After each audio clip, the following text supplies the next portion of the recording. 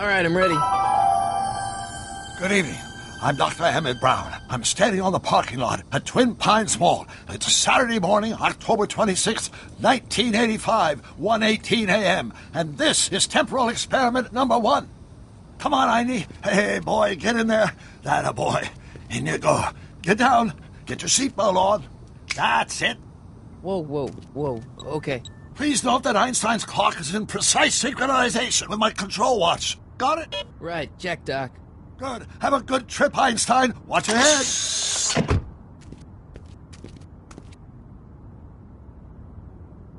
You got that thing hooked up to the car? Watch this. Yeah, okay. Got it.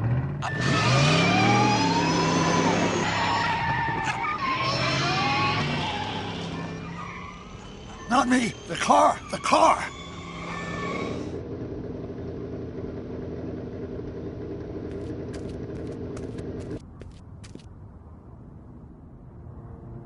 If my calculations are correct, when this baby hits 88 miles per hour, you're gonna see some serious shit.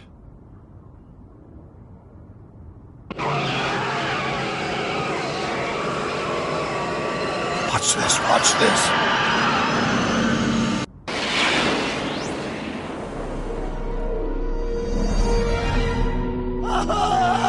What'd I tell you? 88 miles per hour! The temporal displacement occurred at exactly 1:20 a.m. and 0 seconds! Doc, what happened to the car? Calm down, Marty. I didn't disintegrate anything. The molecular structure of both Einstein and the car are completely intact. Where the hell are they? The appropriate question is, when the hell are they? You see, Einstein has just become the world's first time traveler. I sent him into the future. 1 minute into the future, to be exact. And at precisely 1:21 a.m. and 0 seconds, we shall catch up with him and the time machine. Wait a minute, Doc. Are you telling me that you built a time machine out of a DeLorean? The way I see it, if you're going to build a time machine into a car, why not do it with some style? Besides, the stainless steel construction made the flux dispersal. Look out!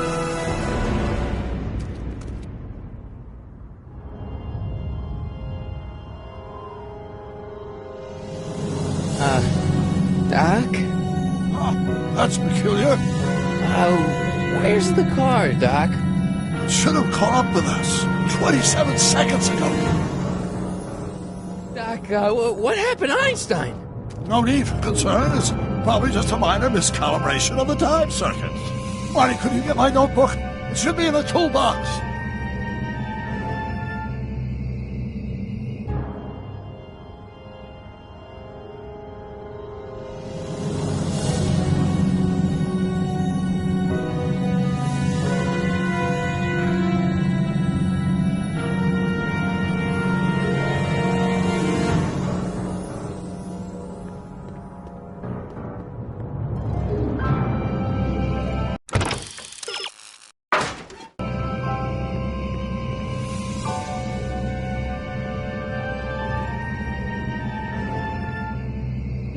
Notebook. Got it. Flux capacitor? That's it! What the heck's a flux capacitor?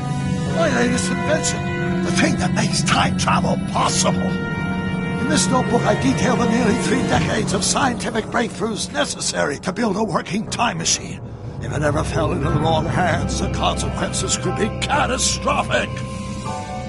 Let's see. It's mass equals I times C, and E equals the square root of Z times C squared, and the flux dispersal rate is inversely proportional to the fourth. Doc, something's way off here.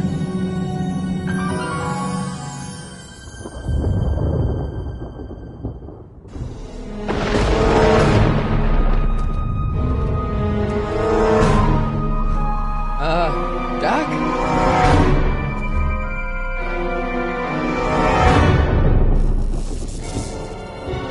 Scott! Doc, what is it? I've made a horrible mistake.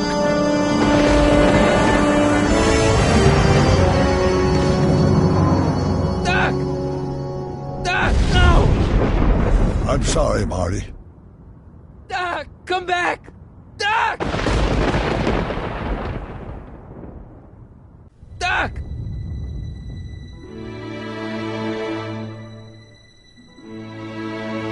Marty, is everything okay?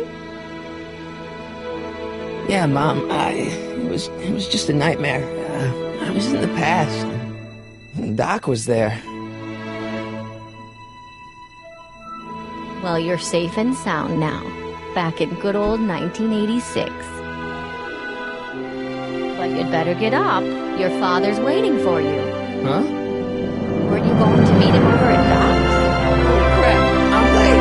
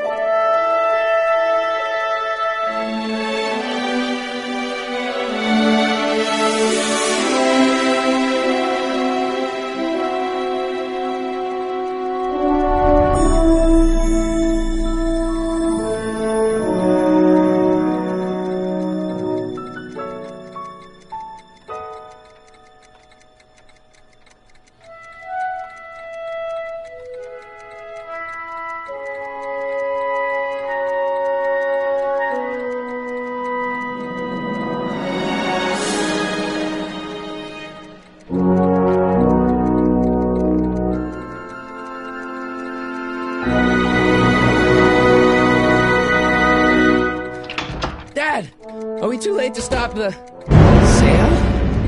Better late than never. You wouldn't believe how much rare stuff there is back here. That's Doc's stuff. The city has no right to. Now, son, I know you're upset, but your friend's been gone for months, and the city really seems hell-bent on using his land for that new parking garage. And, hey, is that a first edition Jules Verne? It's just not fair. But at least things can't get any worse. Hey, Marty. Hi, Biff. Come to see if the old crackpot had any buried treasure?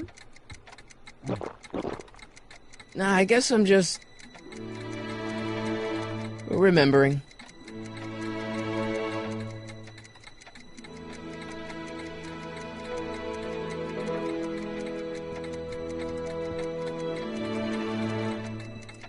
Does nature contrive it so that even with a time machine, you can intervene to prevent your own conception, for example?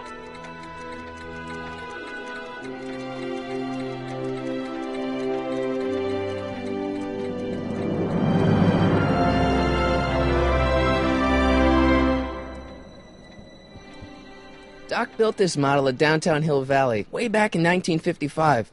The clock tower in the courthouse even works. What the? Is that Doc's notebook in there? Hey, that looks just like the courthouse. You gotta hand it to the old coot. He was good with his hands. Biff, can I see that a minute? This would look great in my fish tank. Give the old carp something new to nibble on.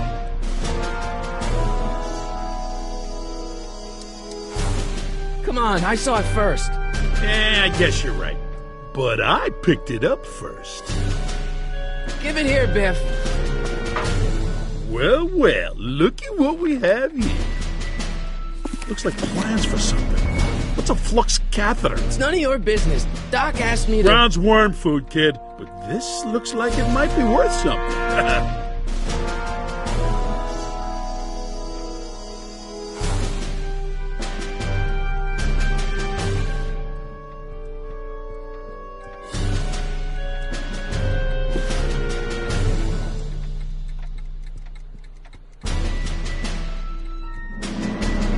Hey, Dad, why's my guitar got a price tag on it? Sorry, son. Must have been an overzealous clerk. Just pick it up. I'll iron things out with the bank.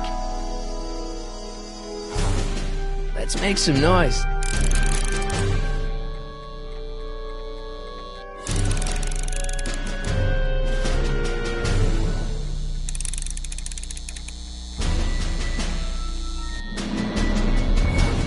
It took me forever to repair this thing after I blew it out last time, and now some jerk's gonna pick it up for pennies.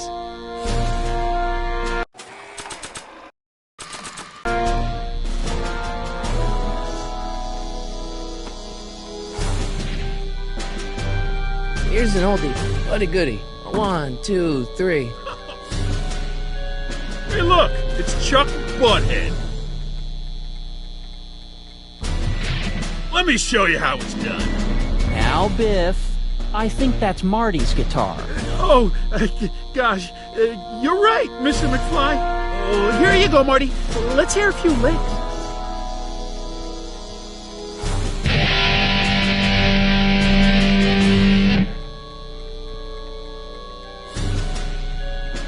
Man, you kids have ruined rock and roll.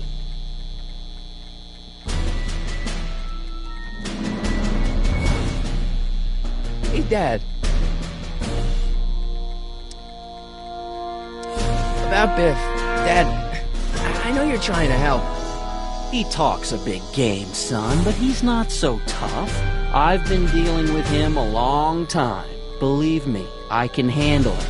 So can I. I guess you can. Okay, son, I'll stay out of your way. You know where to find me. I'll keep looking around. Thanks, Dad. And now, something your kids are really gonna like. Thanks for warming them up for me, butthead.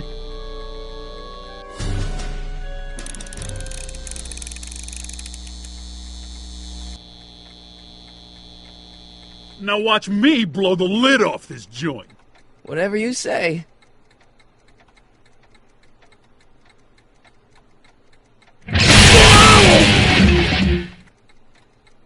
Rock on, Biff. Oh, shit.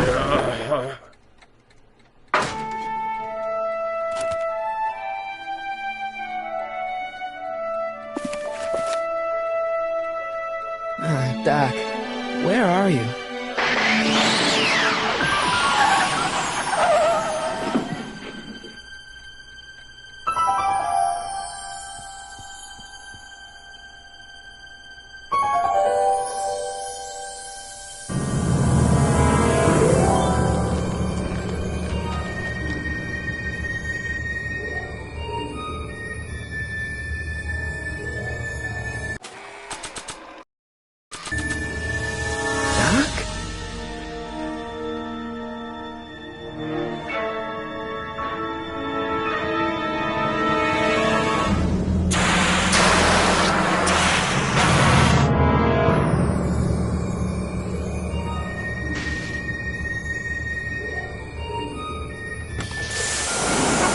Where do you come from, boy?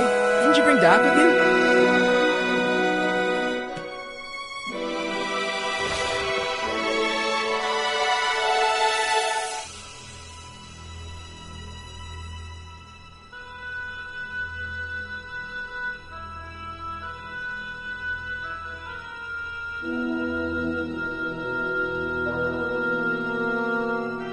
Okay, Doc, I know I haven't seen you in a few months, but I'm pretty sure this isn't your shoe.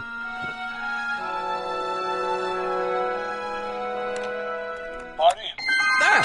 Marty, if you're hearing this recording, then the DeLorean's automatic retrieval feature is a resounding success. Automatic retrieval? In case of my failure to return to the DeLorean within an allotted time, I programmed the time machine to jump to these four-dimensional coordinates without me. As you are well aware, time travel is an inherently risky activity, and despite my elaborate precautions, there's always a possibility that I could land in trouble sometime. And that sometime is now, or then, or maybe later. He's in trouble. Marty, come to my rescue in the past, or was it the future? Anyway, I'm relying on you to do it again. Please take the DeLorean back, or forward, to whenever it is I'm stuck in time. When you get there, I'm sure you'll figure out what to do. That's it? Aren't you gonna tell me when that is? Just go to the date specified on the time circuit readout under the heading marked Last Time Departed. Good luck. Right. Last time departed. Oh, jeez. Come on. Crap! Oh, great. How am I supposed to find him now?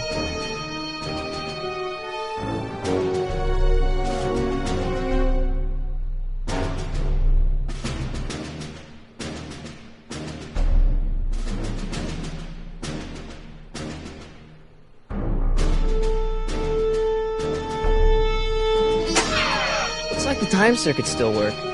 Now I only need to know when to look for Doc.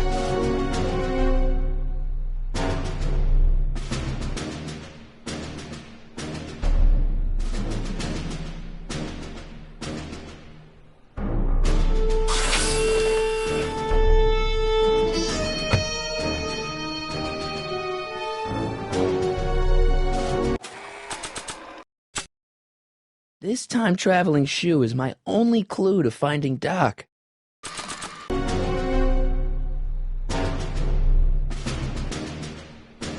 What do you know about this shoe, Einie? Great Scott! I think he's onto something!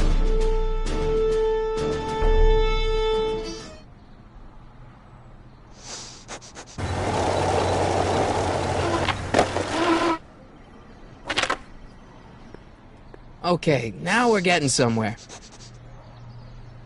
How's this supposed to lead me to Doc, Einie?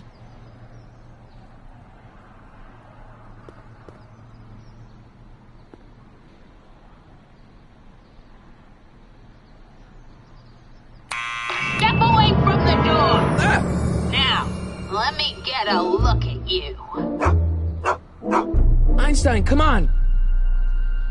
Just as I suspected. Hooligans! Get along now! Scat! Can you let me in? I've got something to show you. What is it? Let me see.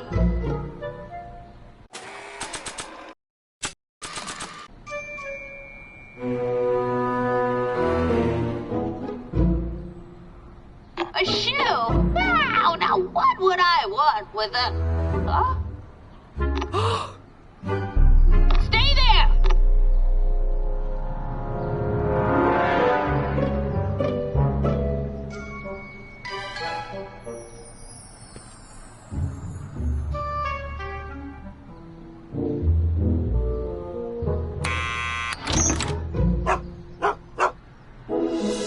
Leave that creature outside!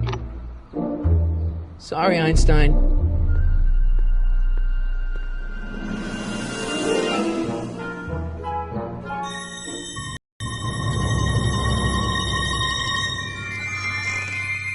Well, took you long enough. There's a lot of stairs. To return the shoe, I mean. I lost it ages ago. You can put it down next to the other one. Much better. So neat and orderly. I suppose you'll be wanting some sort of reward now. No, All I've got is tea and candy. But... I'm sorry I called you a hooligan. I try not to jump to conclusions, but after all, 9 out of 10 people in this city are hooligans. It's a fact. Look it up.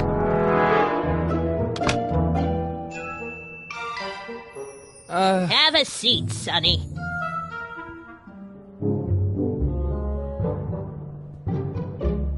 Hey! You kids! Put out those cigarettes!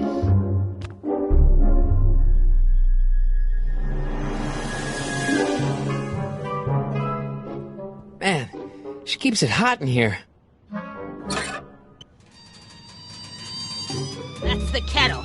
I'll be right back with some tea. Then don't touch anything.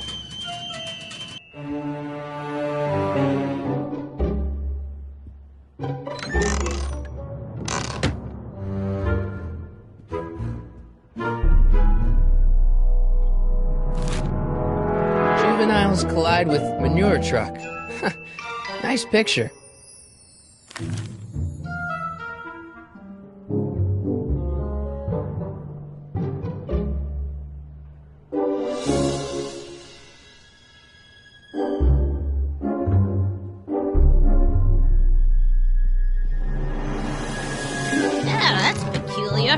The water still hasn't come to a boil.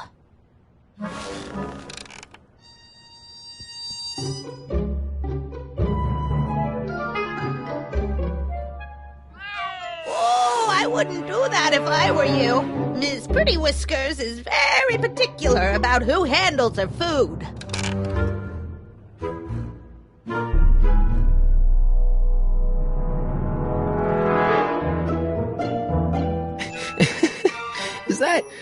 Vice Principal Strickland? Mother never could keep little Gerald out of her clothes.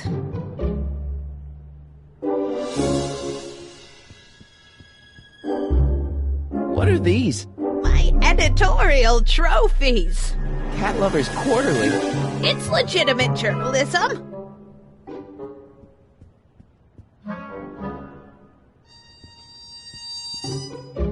Miss Strickland? Jack! Diane! I know what you're doing behind that tree! Yes? Do you remember when you lost your shoe? Shoe? That shoe over there. Oh, that shoe! Huh. Aye, what a nosy Nelly! No one likes a busybody, you know. But Oh, fine, let me think about it. Yes, I remember. I lost it in a scuffle with a dog. When was it? Oh, yes, the day that speakeasy burned down. a speakeasy in Hill Valley? Don't act so surprised, young man. Your generation doesn't hold copyright on moral depravity, you know. Sin has been on the prowl in Hill Valley since the day it was founded. Wow, a speakeasy. That must have been wild. Is it true they used to drink gin out of slippers like my grandma said? Don't romanticize the past, young man. Prohibition was a time when gangsters ruled the town while honest citizens quaked in their beds. Doing some stargazing? No, I set my sights on lower things. Is that? Lieutenant! Get away from that hubcap before I call your father!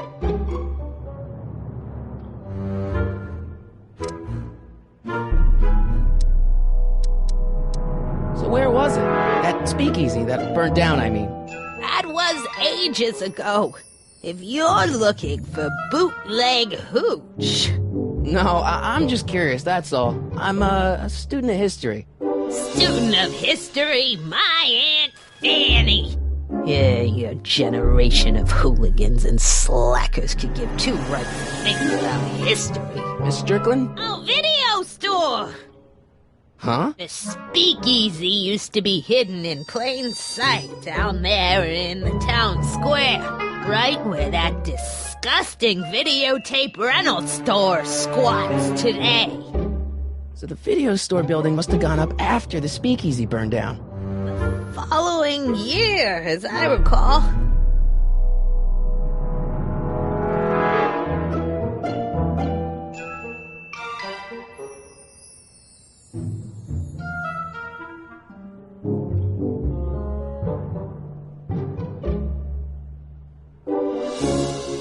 So the video store building must have gone up after the speakeasy burned down. Following year, as I recall. What's with all these newspapers?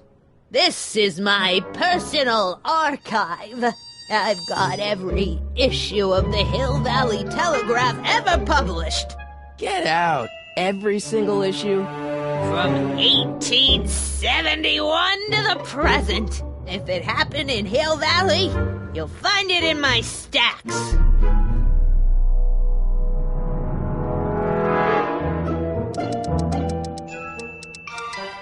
So the video store building must have gone up after the speakeasy burned down.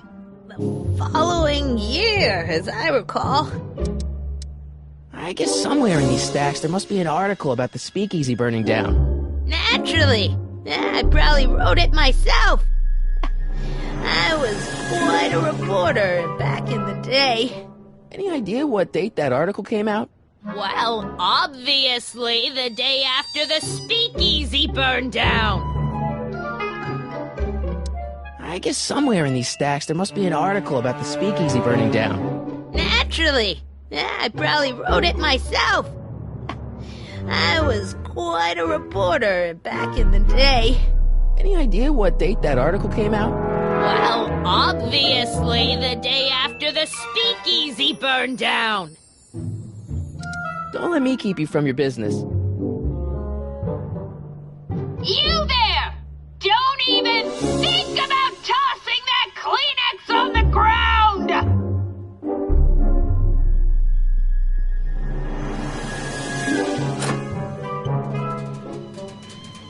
There's the whistle! Surely the water's boiling by now.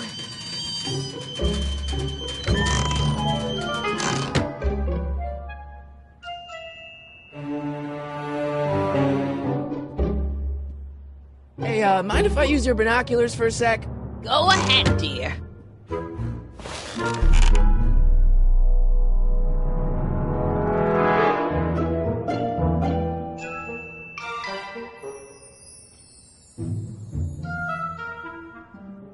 Rebuilt in February 1932. So the fire must have happened before.